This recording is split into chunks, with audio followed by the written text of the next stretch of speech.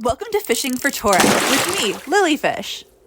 This week's Torah portion is Parshat Chayyei Sarah, which means the life of Sarah, but as any rabbi will tell you in the opening line of their Dvar Torah, it actually begins with her death. And most of the parsha is then dedicated to Abraham looking to the future. Firstly, trying to find a burial place for Sarah, and then he moves on to finding a wife for Yitzhak, his son, so that his family line can continue. But I want to focus first on this emphasis on finding a burial plot for Sarah. Abraham, when faced with the death of his love of Sarah, immediately starts looking for some place to bury her. Of course, this is important. We know that bodies decay rapidly, and so there's some sense of urgency in that.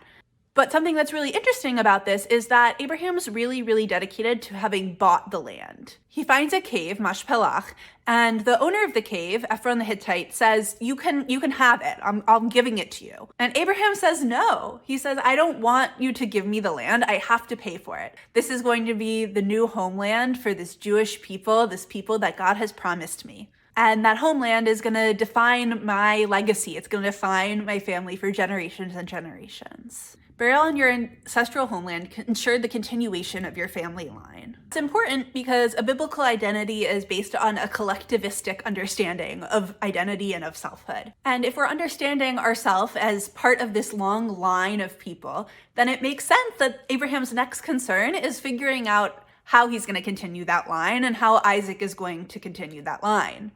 And that's exactly what Abraham does next. He's his servant Eliezer, and he says, Eliezer, go find an appropriate wife for my son Yitzhak. It's a little bit unclear why he's not saying this to Yitzhak. It's a little bit weird. But regardless, Abraham gives Eliezer some very specific instructions, and Eliezer takes that to heart. Eliezer goes, he finds a kind woman, he finds someone who's willing to water his camels. He goes and he finds Rivka. We get the story of Eliezer finding Rivka, asking her to come back with him. They talk to Lavan, Rivka's brother.